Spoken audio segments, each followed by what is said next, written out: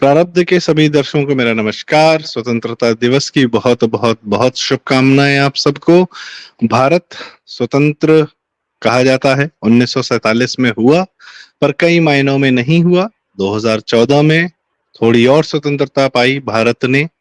बहुत सालों की गुलामी के कुछ एस्पेक्ट्स से, और उसका प्रतिफल, उसको मूर्त रूप में हम देखते हैं तब जब श्री नरेंद्र दामोदर दास मोदी लाल किले से भाषण देते हैं, जो प्रधानमंत्री का अधिकार है, भारत के प्रधानमंत्री का अधिकार है, उनकी जिम्मेदारी, उनका कर्तव्य। लाल किले के भाषण का बहुत महत्व होता है, क्योंकि मुझे याद है पहले भाषण में ही उन्होंने शौचालय की बात की थी। और शौचालय बहुत लोग शायद ना समझ पाए हों, पर एक बहुत बड़ी उपलब्धि है। जो शौचालय जितने बने हैं, जितने प्रोवाइड किए गए, वो पूरा मैकेनिज्म जो डायरेक्ट बेनिफिट ट्रांसफर वगैरह से किया गया, ठीक। उसके बाद आवास भी उसी मॉडल पे दिए गए, वो भी बढ़िया। बैंकिंग की बात की गई, जनधन खाते खोले गए। आज Bharat UPI revolution, digital transaction में सबसे अव्वल, मतलब ये बहुत विकसित देशों में, अमेरिका, यूरोप में भी ये सब सुविधाएं नहीं है जो भारत में यूपीआई के माध्यम से हैं। मेक इन इंडिया की बात की, बहुत बढ़िया काम हुआ उसमें भी। तो साल दर साल बातें मोदी जी लाल किले से कहते रहे, और वह हमें जमीन पर भी दिखता रहा। मैं सबसे पहले आज अवनीश शर्मा जी से जानना चाहूंगा, आज के भाषण की क्या महत्वपूर्ण बातें हैं जिनसे भविष्य की आहट दिख रही है मोदी जी। अवनीश सर, और आप सबको भी स्वतंत्रता दिवस की बहुत बहुत शुभकामनाएं, बधाई। संजय जी, स्वागत सर आपका जी। भी। अवनीश सर, स्वागत। संदीप जी, जय हिंद, जय श्री राम। जय श्री राम। सभी को, आप सभी को, प्रारब्ध के सभी दर्शकों को स्वतंत्रता दिवस की ढेर सारी बधाई। आपने बात कही कि 1947 में सो कॉल्ड आजादी मिली, थोड़ी बहुत मिली, कुछ बाकी थी, 2014 में और मिली। प्रधानमंत्री इससे आगे गए। लाल किले की प्राचीर से जब आज प्रधानमंत्री ने अपने तीसरे टर्म का पहला भाषण दिया 15 अगस्त का, तो एक तो वो नए ट्रेंड सेट कर चुके हैं ऑलरेडी। इन पीछे जो 10 साल बीते हैं, हर एक 15 अगस्त का एक नया स्वरूप, एक नया ताना बाना। इस बार ओलंपिक के खिलाड़ी भी वहीं सामने थे। दूसरी तरफ सरकार की योजनाओं से लाभान्वित होने वाले सीधे लाभार्थी, उनका रिप्रेजेंटेशन भी आज लाल किले की प्राचीर के सामने था जब प्रधानमंत्री भाषण। संदीप जी, आपने 1947 का जिक्र किया, प्रधानमंत्री ने 1947 का जिक्र भी नहीं किया आज के भाषण। तारीख 15 अगस्त जरूर थी और वो बोल रहे थे 15 अगस्त को ही, लेकिन अपने भाषण की शुरुआत करते समय उन्होंने कहा 1857 प्रथम स्वाधीनता संग्राम से भी बहुत पहले से अलग अलग खेमों, अलग अलग धड़ों, अलग अलग लोगों द्वारा भारत की स्वाधीनता का जो आंदोलन चलाया गया, और उस समय की भारत की जनसंख्या को उन्होंने एक गणितीय फिगर में ब्रेक किया और कहा कि उस समय 40 करोड़ भारतीयों ने स्वतंत्रता की प्राप्ति करा दी, और उस संख्या को उन्होंने सीधे ले आके रख दिया आज के 141 करोड़ भारतीयों के सामने। और 141 करोड़ भारतीयों के सामने इस बात को रखा कि देखिए साहब, अब हम बुनियादी जो सुविधाएं हैं, जिसमें उन्होंने 3 नाम लिए, बिजली, पानी और गैस, इन्होंने कहा हम इस पर सैचुरेशन लेवल अचीव कर चुके हैं। सैचुरेशन लेवल को थोड़ा और समझाया उन्होंने कहा जब हम सैचुरेशन लेवल कह रहे हैं तो इसका अर्थ ये है कि हमने लगभग 100% रिजल्ट इस पे पा लिया है। शौचालय का जिक्र आपने कर ही दिया। उसके बाद प्रधानमंत्री ने लखपति दीदी से लेके हर घर जल वाली योजना तक सब पर बात की, बड़े विस्तार से बात की। लेकिन अपने भाषण के शुरुआती लगभग 20-22 मिनटों के बाद उन्होंने जो गियर शिफ्ट किया, वो ऐसे लग रहा था स्पष्ट रूप से कि जैसे नई दिल्ली के लाल किले की प्राचीर से वह बोल रहे हैं, बट वो एड्रेस थे संपूर्ण विश्व। उन्होंने एक सूत्रवाद कहा, उन्होंने कहा कि साहब हम बुद्ध का देश है, हम युद्ध का देश नहीं है, इसलिए भारत की बढ़ती तरक्की से, भारत के बढ़ते कद से, उसकी ताकत से पूरे विश्व में किसी को डरने की आवश्यकता नहीं। उन्होंने कहा कि हम विश्व कल्याण के लिए काम करें। उसके अलावा सीजीआई वहीं बैठे हुए थे, चीफ जस्टिस ऑफ इंडिया, और उनकी मौजूदगी में प्रधानमंत्री ने स्पष्ट रूप से कहा कि हमारे देश की न्यायपालिका से न्याय मिलने में विलंब हो रहा है। और उसके बाद तुरंत उन्होंने कहा कि अब न्यायिक रिफॉर्म्स की आवश्यकता है, जिम्मेदार लोग, प्रबुद्ध लोग इस पर गंभीरता से सोचें। उसके तुरंत बाद अब अगला वाक्य देखिए, अगला वाक्य वो तुरंत पहुंच गए स्पेस स्टेशन। उन्होंने कहा कि अब हमारे भारतवासी हमको जब 1 to 1 कम्युनिकेट करते हैं तो इस बात के लिए पूछते हैं कि भारत का अपना स्पेस स्टेशन कब स्थापित हो जाएगा। एक शब्द उन्होंने बड़ा मजेदार कहा, और इसीलिए प्रधानमंत्री 1 to 1 कम्युनिकेशन के एक्सपर्ट हैं, धनी हैं। उन्होंने रेडियो के माध्यम को जगा के समाज के अंतिम आदमी, हर अंतिम भारतीय से अपना सीधा संपर्क स्थापित किया। ये तो जानी हुई बात है, पिछले 10 साल में खूब देखा गया है। आज उन्होंने कहा कि मैं जब लगातार लोगों से इंटरेक्ट करता हूं तो मेरे पास जो इनपुट आते हैं, मैं कोट नहीं कर रहा हूं, लेकिन उन्होंने कहा ये कोरी बौद्धिक बकवास नहीं है जो मैं आगे बता रहा हूं। इसमें बकवास शब्द पर मुझे शक है कि मुझे याद है, मैं इसलिए कह रहा हूं कि मैं उनको एग्जैक्टली कोट नहीं कर रहा हूं, लेकिन लगभग बकवास जैसी ही बात उन्होंने कही कि ये बौद्धिक बकवास नहीं है, बल्कि आम जनता के विराट अनुभवों के आधार पर जो फीडबैक वो मुझे देते हैं, मैं उसके जरिए आपकी बात कर रहा हूं कि हमारी जनता अब क्या सोच रही है। इससे पहले वो कहते हैं कि हम शौचालय, पानी, बिजली, गैस इस सबसे आगे बढ़ गए, क्वालिटी ऑफ लाइफ की अब वो बात कर रहे हैं। और दूसरा उन्होंने जो सबसे महत्वपूर्ण बात कही, उन्होंने कहा कि अब हमारा ध्यान इस पर रहना चाहिए कि आम जन के जीवन में सरकारी दखल कम से कम हो। ये बड़ा महत्वपूर्ण है।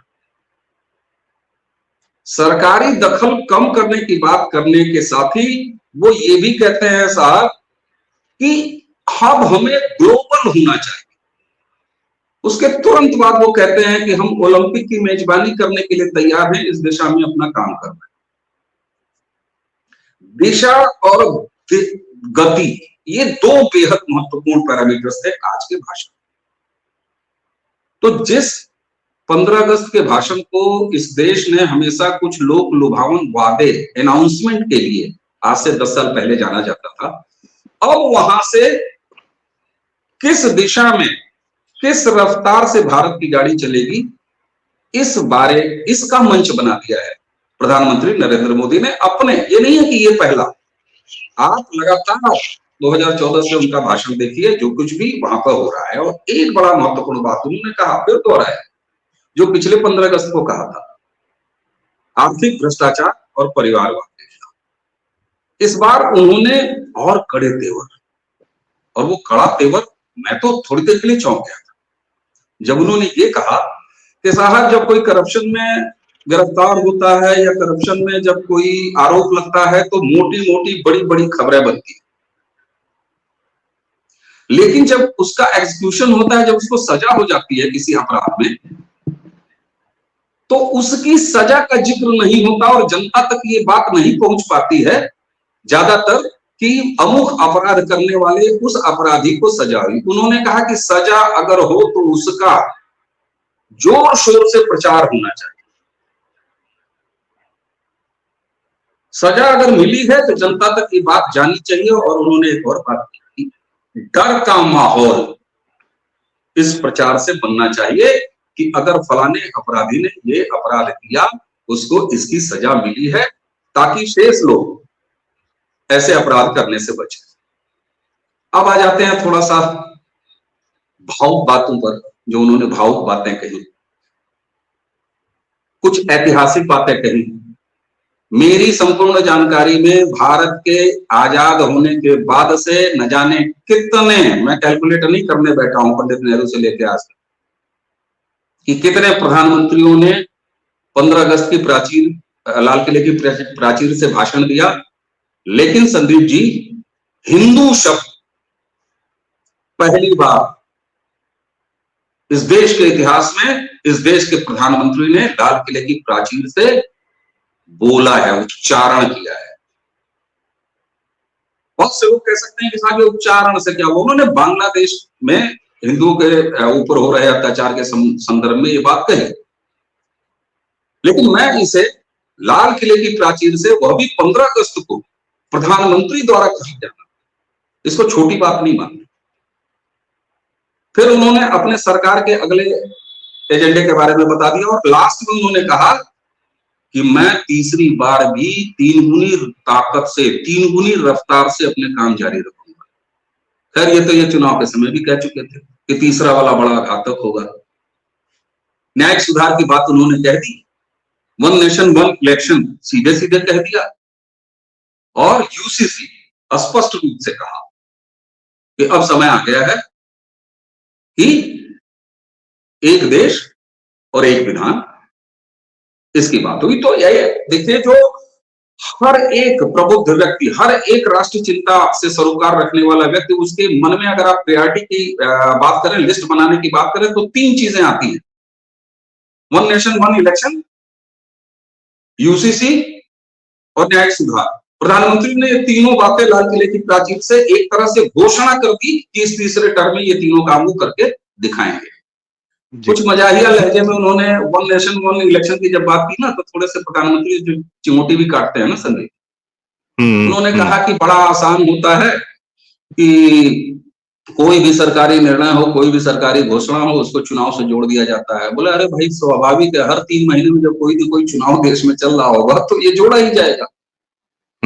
इसलिए फिर गंभीरता वाली टोन पकड़ा उन्होंने और कहा कि 1 नेशन 1 इलेक्शन, और उन्होंने भूतपूर्व राष्ट्रपति के अध्यक्षता में जो एक कमेटी बनी है, जिसने एक रिपोर्ट दिया है, उसको उन्होंने इंडोर्स किया और कहा इस पे काम होना चाहिए। और एक चीज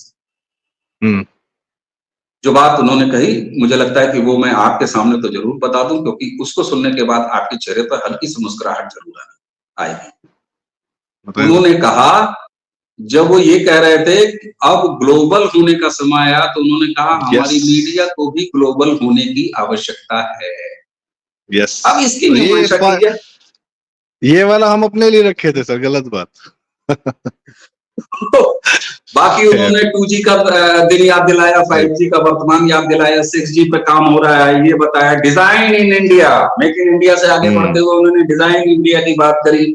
उन्होंने एक चीज और सुनाया, प्रधानमंत्री छोड़ते नहीं है, उन्होंने कहा कि भारत की प्रगति देखकर कुछ लोग खुश नहीं होते, और उसके आगे उन्होंने कहा क्योंकि उनका खुद का भला नहीं होता, तो ऐसे में जब खुद का भला ना हो तो वो किसी और का, कम से कम देश का भला होते हुए नहीं देख सकते। और टर्म इस्तेमाल किया उन्होंने जो आप बड़ा आजकल इस्तेमाल कर रहे हैं भारत के मंच पर, कि ऐसी विकृत मानसिकता,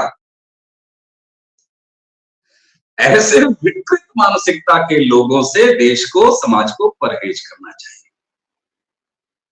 कुल मिलाकर अंतिम वाक्य, प्रधानमंत्री ने आज जो 15 अगस्त लाल किले की प्राचीर से देश को संबोधित किया, उन्होंने एक बात लगातार कई बार दोहराई, गारंटी से अब वो भरोसे पर आए।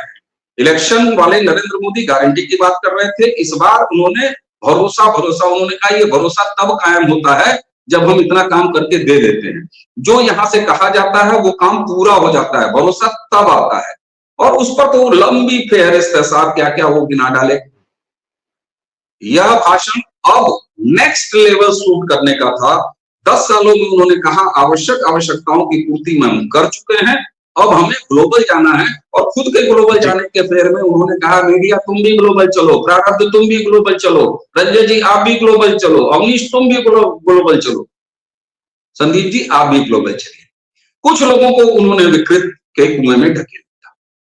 और एकदम सही सर, ये सारे के बीच में एक बार फिर रिपीट करता हूं अपराधी को जब सजा मिले तो इसका खूब प्रचार होना चाहिए, ताकि देश में अपराधियों के बीच, अपराधी मानसिकताओं के बीच डर का माहौल बना रहे। जी, आनंद आ गया सर। सही बात है सर। डर का माहौल का जो वाक्य है उसका बड़ा सही सदुपयोग किया गया आज। और जो आपने कहा ग्लोबल हो जाने की बात, एक बात उन्होंने और कही कि भारत मैन्युफैक्चरिंग हब होना चाहिए दुनिया के लिए, विश्व के लिए। उसी संदर्भ में मैं रंजय जी के पास आना चाहता हूँ। रंजय जी, ये सारी चीज आप मैंने रंजय भाई के लिए छोड़ रखा है, मैन्युफैक्चरिंग हब। जी और इसी के साथ साथ मैं एक चीज और चाहूंगा कि वुमेन सेल्फ हेल्प ग्रुप का उन्होंने जिक्र किया, स्टार्टअप्स का जिक्र किया उन्होंने, जो है वो क्या होता है वो माइक्रोचिप, मैं बोल रहा हूँ अभी, वो एक बात जो आती है बड़ा जरूरी है, उसका ये सब जिक्र किया। मुझे लगता है रंजय भाई उसको कवर करेंगे अच्छे से। जी। रंजय भाई और दर्शकों, मुझे याद है कि हम लोग कम से कम 2014 तक एक जो समाज में मानसिकता थी और एक शब्द, एक लाइन जो है बड़ी दी जाती थी, इस देश का कुछ नहीं हो सकता, यहाँ का सिस्टम खराब है। कॉलेजेस में बच्चों में आपस में इस तरीके की डिबेट्स होती थी, बहस होती थी। और इस पे तो इस लाइन पे एक पिक्चर बना दी गई, रंग दे बसंती। खैर वो अन्य कारणों से भी बनाई गई, पर इसमें उसकी बड़ी चर्चा हुई। ठीक है, फिर उसमें जो समाधान दिया गया वो एक अलग समाधान और समस्या जो है, खैर उस मूवी की बात नहीं है। द पॉइंट इज कि दिस लाइन वाज यूज्ड। समाज की एक मानसिकता थी कि इस देश का कुछ नहीं हो सकता। सर, कम से कम पिछले 5 साल से तो मुझे ये लाइन सुनाई ही नहीं दी है किसी के मुंह से। ये विचार, ये सामाजिक विचार खत्म हो चुका है। और अब एक ही विचार सुनाई देता है कि इस देश में बहुत कुछ हो सकता है, ये देश बहुत कुछ कर सकता है। ये कॉन्स्टेंटली मोदी जी लाल किले की प्राचीर से बोलते रहते हैं। लाल किले का भाषण इस वजह से महत्वपूर्ण होता है कि देश में पॉजिटिविटी की बात होती है। ठीक है, साल भर चुनाव भर हर दिन नेगेटिव बात होती रहती है, बहुत होती रहती है, पर पॉजिटिविटी, सही दिशा, प्रगति, विकास, अर्थ, पैसा, धन, third largest economy, design, everything, यही जीवन चलाता है सारे भारत का। तो रंजय भाई, इन विषयों पर मैं आपसे जानना चाहूंगा, क्या भरोसा कायम किया है मोदी जी ने पिछले 10 साल में? और जो आज वो प्राचीर से कह रहे हैं कि हम अपना स्पेस स्टेशन बनाएंगे, हम उस दिशा में जा रहे हैं क्या? आप बेहतर जानते हैं, दर्शकों को मैं परिचय दे दूं, रंजय भाई साइंटिफिक टेम्परामेंट के एंटरप्रेन्योर हैं और अद्भुत व्यक्ति हैं। आप इनके वीडियोस में इनके बारे में बिल्कुल जान सकते हैं। रंजय भाई बताएं सर। जी, भाषण में जो अवनीश जी ने लगभग सभी बिंदु टच किए, लेकिन जो मैं ज्यादा डिटेल में एलेबोरेट करूंगा और जो मेरा पसंदीदा है वो ये है कि जो एक तो प्रधानमंत्री ने कहा कि हम फोर्थ लार्जेस्ट इकोनॉमी बनेंगे या थर्ड लार्जेस्ट इकोनॉमी बनेंगे। हम लगभग फोर्थ बनने की तरफ अग्रसर हैं। थोड़ा सा ही डिफरेंस रह गया है हम लोगों के और जर्मनी के बीच में। तो हमें पूरी उम्मीद है कि 2027 तक हम फोर्थ तो हो ही जाएंगे और 2029 आते आते या तब तक हम लोग third largest economy of the world हो जाएंगे।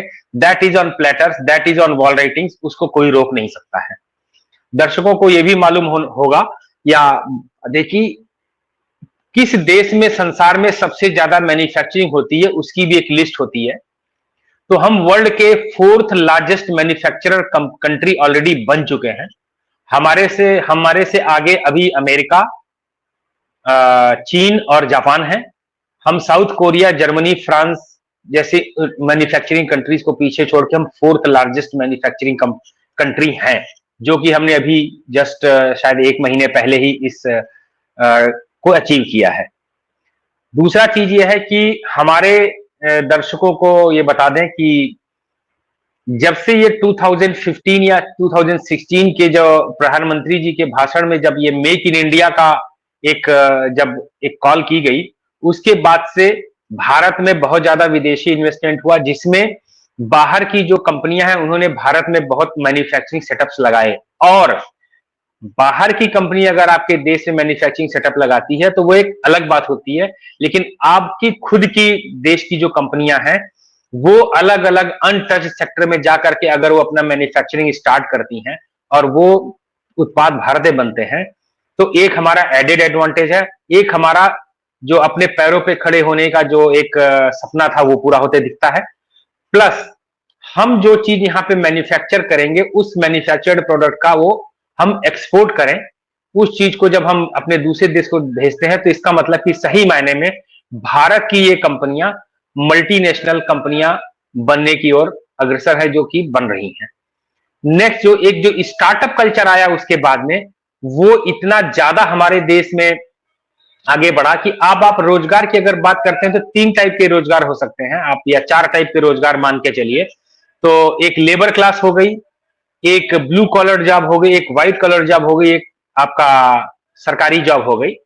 तो जब भी इस देश में इतने सारे जो इंफ्रास्ट्रक्चर प्रोजेक्ट्स चल रहे हैं, चाहे रेलवे एक्स्ट्रा लाइन हो, हाईवेज हो, पुल हो, ब्रिज हो, तमाम चीजें हो, तो उसमें आपको देखेंगे कि पूरे इस देश के जो लेबर क्लास है उसको भरपूर जॉब मिलता है।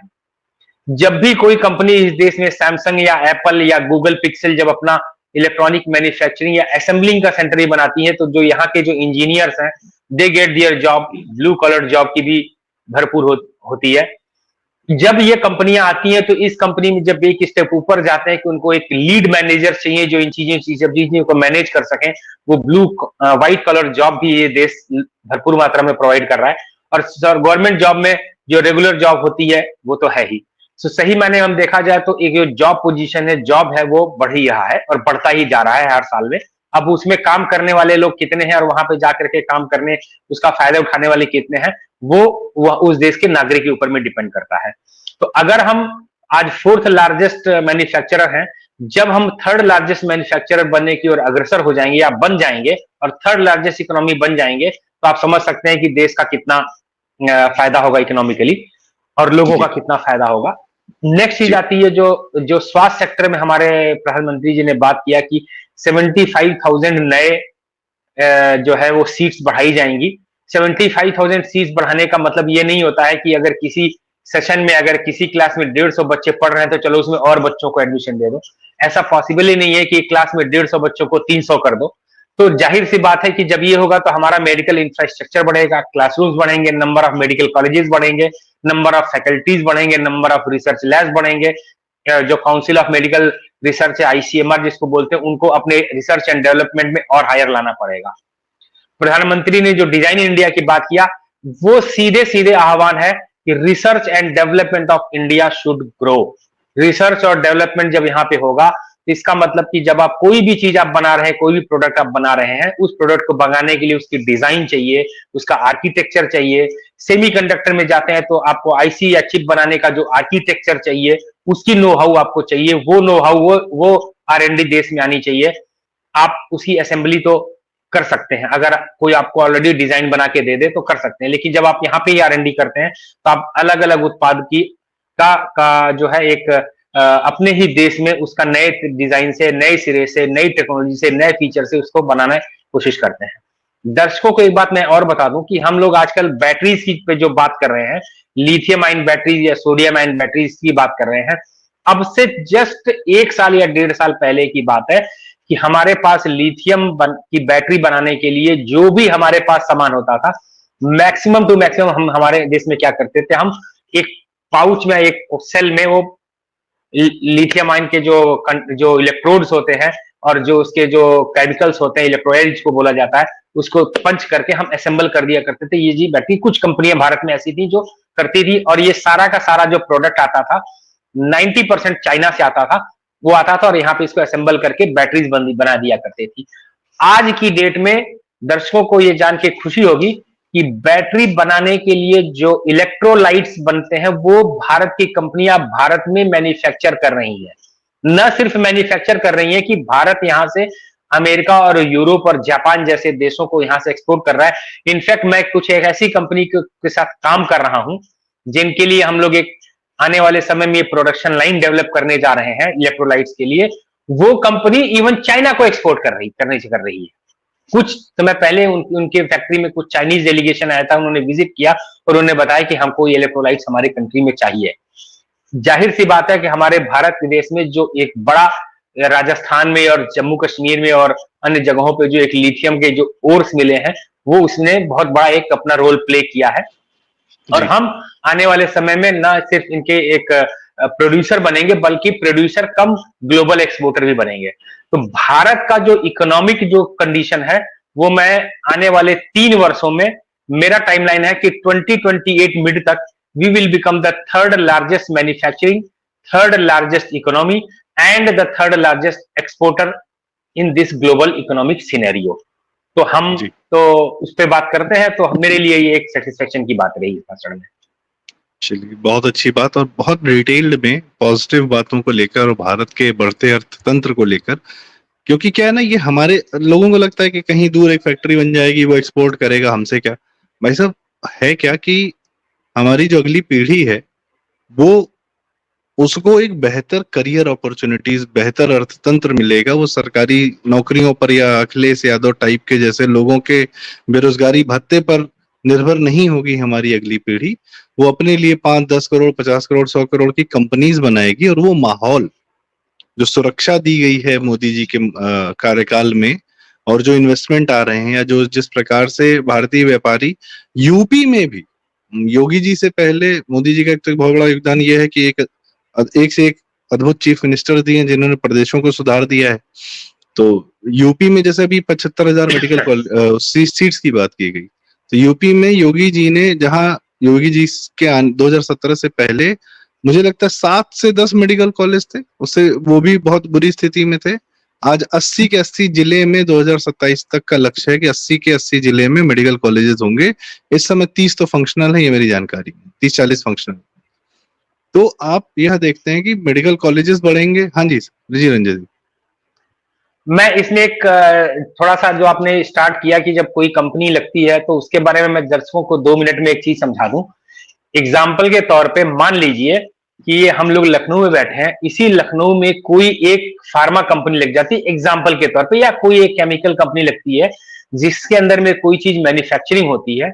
और वो मैन्युफैक्चरिंग जब होती है, तो आप देखेंगे कि वो फैक्ट्री जब लगेगी, तो उसके अंदर में मान लीजिए 200 लोग अगर काम कर रहे हैं, तो 200 लोगों का जॉब है, उससे सिर्फ वो 200 लोग ही कनेक्टेड नहीं होते हैं। जब वो कंपनी बनेगी, तो उस कंपनी को बनाने के लिए जो वहां पे एक इंफ्रास्ट्रक्चर डेवलप करने के लिए जितने भी लेबर क्लास से लेकर के इंजीनियर और ब्लू कलर लोग भी आते हैं, प्लस इन 200 लोगों के एम्प्लॉइज के लिए हाउसिंग डेवलपमेंट होता है। इन 200 लोगों के लिए एक नया को कैटर करने के लिए मार्केट में नए वेंडर्स आते हैं। आपका इवन जो टेम्पू चालक हैं, जो इनके आवागमन के लिए वो भी आते हैं। तो 200 लोगों की अगर हम एक सैंपलिंग करेंगे, अगर एक कंपनी जिसके अंदर में सिर्फ 200 डायरेक्ट एम्प्लॉइज अगर आते हैं, वो 200 लोग 4000 लोगों के रोजगार का वो साधन बनते हैं।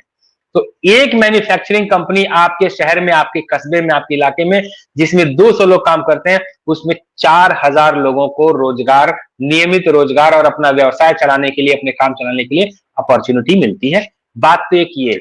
और दूसरा जी। बात ये कि आपने बोला कि हमारे चीफ मिनिस्टर उत्तर प्रदेश के योगी जी ने हर जिले में एक मेडिकल कॉलेज की जो बात कही, उसमें से लगभग 40 मेडिकल कॉलेज तो ऑलरेडी 100% ऑपरेशनल हो चुके हैं। बहुत सारे अंडर ऑपरेशन अगले 1-2 साल में हो जाएंगे, और 2027 आते आते 80 के 80 हो जाएंगे। प्लस इस बार 1 हफ्ते पहले ही मुख्यमंत्री जी ने एक बोली है कि हमारे उत्तर प्रदेश में प्रति जिला एक विश्वविद्यालय की बात की है उन्होंने, 1 यूनिवर्सिटी की बात की है। तो इसका मतलब कि if there is an university in every district, हम डिस्ट्रिक्ट ना मान के चले, हम एक डिस्ट्रिक्ट हेडक्वार्टर को मान के चले, और 2 छोटे डिस्ट्रिक्ट में मिलाकर के एक बात करें, तो एक यूनिवर्सिटी आने का मतलब कि इतने सारे छात्र जो इधर से उधर कहीं जाते थे पढ़ने के लिए, उनको अपने ही जगह पे एक विश्वविद्यालय मिल जाएगा। वहां पे पढ़ने के लिए एक अच्छी फैकल्टी, विश्वविद्यालय तो जाहिर सी बात है वहां पे अच्छी फैकल्टी आएगी। तो एक बड़ा रोजगार का एक साधन और प्रदेश में योगी जी ने लाने की एक ठान ली है। जी जी, योगी जी पर हम अलग से चर्चा करेंगे। आज मोदी जी की बारी है, ठीक है। और बात आपकी सही है, क्योंकि मोदी जी ने भी नालंदा का जिक्र किया, एजुकेशन की बात की, यह कहा कि शिक्षा व्यवस्था हमारी अपनी मातृभाषा में होना चाहिए, और उस पर बड़ा जोर दिया। उन्होंने कहा कि गरीब बच्चा है, वो अपनी मातृभाषा में नहीं पढ़ेगा तो कहाँ से पढ़ेगा। और एक अंग्रेजी को जो अभिजात्य वर्ग का, या एक स्किल, एक ऐसी स्किल बता दी गई थी कि इसके बिना तो कुछ नहीं हो सकता, भले आदमी कितना गुणी क्यों ना हो। तो उससे भी दूर हटाने का प्रयास जो है मोदी जी के माध्यम से हो रहा है। अवनीश सर, मैं आपके पास आता हूँ और बहुत समय न लेते हुए मैं आपसे जानना चाहूंगा कि ठीक है, कंटेंट अपनी जगह है, शब्दावली अपनी जगह है, लहजा अपनी जगह है, पर लाल किले का भाषण, लाल किले की प्राचीर से पहले कभी आपने अपने जीवन में अनुभव, मतलब आपका भी है ठीक ठाक, तो कब आपने यह देखा कि लाल किले का भाषण इतना महत्वपूर्ण है जो देश में ऊर्जा का संचार करता हो? ठीक कभी ऐसा लगा हो? जी। कभी ऐसा नहीं, पिछले 10 सालों से ऐसा लगा। ठीक है ना? तो ये रहा आपका जवाब कि कब आपको लगा। तो 2014 के बाद से जब भी लाल किले की प्राचीर से प्रधानमंत्री कोई भाषण देते हैं, तो मैंने पहले ही कहा था कि रवायत बदल दिया है नरेंद्र मोदी ने। पहले ये कुछ घोषणाओं का मंच हुआ करता था, जहां बुलेट प्रूफ शीशे के पीछे कोई खड़ा होकर प्रधानमंत्री, जो साफ दिखता भी नहीं था पूरे भारत को दूरदर्शन के कैमरों से, तो वहां से वो बैठ के कुछ घोषणाएं करते थे। मैं जरा कुछ ऐसी चीजों को और टच कर दूं जल्दी जल्दी, है ना, जी। समेटते हुए, कि जो बिल्कुल अद्भुत और नई बात कही प्रधानमंत्री ने। जानते हैं 1 लाख नए ऐसे युवा जिनका कि कोई पॉलिटिकल बैकग्राउंड न हो, उनके परिवार, उनके खानदान में, और ये गिनाते हुए उन्होंने, जानते हैं, कहा जिसका पिता, जिसका चाचा, जिसका फूफा, जिसका मामा, मामी, दादी, मौसी, मतलब जितने हो सकते थे सब गिनाते हुए उन्होंने कहा कि आज देश की आवश्यकता ये है और ये हमारा लक्ष्य है कि हम 1 लाख ऐसे युवाओं को राजनीति ज्वाइन कराएं। आए, समझे क्या कह रहे हैं वो? उन्होंने जी। कहा कि हम 1 लाख नेताओं की भर्तियां करेंगे, ऐसे युवा नेताओं की भर्तियां करेंगे जिन्हें राजनीति में इंटरेस्ट हो, लेकिन जिनका कोई खानदानी रिकॉर्ड ना हो, कि एक ग्राम प्रधान भी उनके खानदान से ना हो, ऐसे युवा। और इससे आगे बढ़ के उन्होंने क्या कहा, इसी को उन्होंने कहा कि कोई जरूरी नहीं है कि वो किसी एक पार्टी में जाए। उन्होंने कहा कि मतलब कोई आवश्यकता नहीं है कि वो सिर्फ भारतीय जनता पार्टी में है, जो पार्टी पसंद हो उस पार्टी को ज्वाइन करें, लेकिन 1 लाख ऐसे नए लोग, ताकि परिवारवाद, क्षेत्रवाद, जातिवादी राजनीति का जड़ से खात्मा हो सके। साहब, ये ऐसा तीली है जो जहां आग लगाएगा तो ये जितने जातिवादी और खानदानी खरपतवार हैं, इनका 1 साल, 2 साल, 5 साल में नहीं, लेकिन एक समय आएगा। क्योंकि प्रधानमंत्री ने आज एक तारीख और बार बार दोहराया है, एक संख्या और दोहराया उन्होंने बार बार, 2047। 2047 में उन्होंने कहा हम डेवलप नेशन हो चुके होंगे, और उस तरफ रफ्तार। तो 1 लाख लोगों की, युवाओं की जो ये आह्वान कर रहे थे, वो 2047 के लिए था, और तब तक ये रिजल्ट है। इसी के साथ महिलाओं पर जहां बेहद कम बात होती है, केवल थोड़ा थोड़ा मीठा हलवा छीटा जाता है, जब प्रधानमंत्री ने 10 लाख लखपति दीदियों की बात की, तो उन्होंने भारत में पिछले 10 सालों में वुमेन सेल्फ हेल्प ग्रुप में 9 लाख करोड़ रुपए के निवेश की बात। उन्होंने कहा कि 9 लाख करोड़ का पूंजी हम महिलाओं के स्वयं सहायता समूहों में लगा चुके हैं, और जिसका नतीजा है कि 10 करोड़ लखपति दीदी तैयार हो चुकी। सर, ये जो युवा एम्पावरमेंट की एक बात जो कि एकदम अद्भुत, मतलब मैं अगर इसको एक लाइन में कहूं तो प्रधानमंत्री ने 1 लाख रोजगार पैदा किए हैं राजनीति के क्षेत्र में। अब परिभाषित करता रहे देश इसको। इसी तरह वुमेन एम्पावरमेंट में उन्होंने न सिर्फ 9 लाख करोड़ का इन्वेस्टमेंट दिखा के दे दिया, 10 करोड़ लखपति महिलाओं को गिना के दिखा दिया। इसीलिए मैं कह रहा हूं कि आज का प्रधानमंत्री का पूरा भाषण, जब उन्होंने कहा कि हमने बुनियादी काम कर लिए हैं, सफाई जैसे काम कर लिए हैं, सैनिटेशन जैसे काम कर लिए हैं, हर डिस्ट्रिक्ट का एक प्रोडक्ट कर लिया है हमने, जो है अब बाकी सारे स्वास्थ्य का कर लिया है, हर घर बिजली पहुंचा दी है हमने, इसकी गैस की बात कर ली है। तो अब 2047 और नेक्स्ट स्टेज। आज तो मुझे लग रहा था कि साहब 1 मिनट में कह रहे हैं न्यायिक सुधार, अगले मिनट में कह रहे हैं कि स्पेस सेंटर कब बन जाएगा, उसके बाद अभी मैं उससे समझू सब नहीं, तब तक कह रहे हैं कि साहब ओलंपिक की मेजबानी हम देंगे। तो ये भारत का बढ़ता हुआ का, और इसीलिए मैंने अपनी शुरुआत में कहा, इसके अंतिम में रिपीट कर दे रहा हूं, बोल वो रहे थे नई दिल्ली से, जगह थी लाल किला, लेकिन वो लुटियन मीडिया से लेके देशी अवसादी और वो विकृत मानसिकताओं वाले लोगों से लेके, अपराधियों से लेके, और पूरे विश्व को भी कह रहे थे हम बुद्ध वाले हैं, युद्ध वाले नहीं हैं। तो मुझे लगता है कि अब शायद ही कोई ऐसी जगह इस धरती पर बची हो जहां कोई ट्रांसमिशन सर्विस अगर न चलती हो तो वहीं तक मैसेज नहीं पहुंचा होगा, वरना उन्होंने आज वो जामा मस्जिद के बगल से न सिर्फ हिंदू शब्द, भारत के सर्वोच्च राजनीतिक नेतृत्व के रूप में हिंदू शब्द को उच्चारित किया, और उच्चारण का अर्थ वह व्यक्ति पिछले 10 सालों से अनवरत जी के दिखा रहा है, सनातन के लिए और हिंदू। जी, उनके 10 साल के काल में मेरे लिए आपने कहा कि कब आपको याद आता है, 10 सालों से अद्भुत भाषण देख रहा था, ये तो अद्भुतास। 11वां जो है नेक्स्ट लेवल गया है ना। प्रधानमंत्री ने एक चीज और कही, उन्होंने कहा डिफेंस बजट इससे पहले भी होता था, हमारी सरकार जब से आई है तब से भी डिफेंस बजट है, लेकिन डिफेंस का बजट कहां चला जाता था, वो सारा का सारा इंपोर्ट करने में चला जाता था। उन्होंने कहा कि हम अपनी सेनाओं को धन्यवाद देते हैं कि अब उन्होंने मेक इन इंडिया यानी सब कुछ इंडिया में बनाकर, और इसलिए अब हमारे पास इफरात डिफेंस बजट दिखाई देता है। हालांकि मुझे लग रहा था वो ये जरूर कहेंगे दलालों के हाथ में चला जाता है, लेकिन थोड़ा इस मामले में लिबरल है, नहीं बोला जी। बहुत बहुत धन्यवाद दर्शकों, और आप सबसे यही उम्मीद कि कृपया हमारी अगर मोदी जी के भाषणों पर यह विवेचना और अवनीश जी ने जो डिटेल्ड जानकारी दी, अगर आपको पसंद आई तो कृपया इस वीडियो को लाइक करें, शेयर करें। मोदी जी की बातें, विचार बहुत दूर तक जाना बड़ा आवश्यक है, और चैनल जरूर सब्सक्राइब करें। आपने बहुत प्यार दिया प्रारब्ध को, कृपया देते रहें। जी अवनीश जी, आप कुछ कह रहे थे सर? बिल्कुल बिल्कुल, वो रंजय भाई से जो आप पूछ रहे थे वो अनुत्तरित अगर रह गया तो उसको खाली सप्लीमेंट कर दूंगा। उन्होंने एक चीज कही, उन्होंने कहा जी देश में स्टेटस को मेंटेन रहने वाला है, चलता है, कुछ नहीं हो सकता। उन्होंने कहा देश इससे बाहर आ चुका है, घोषणा किया।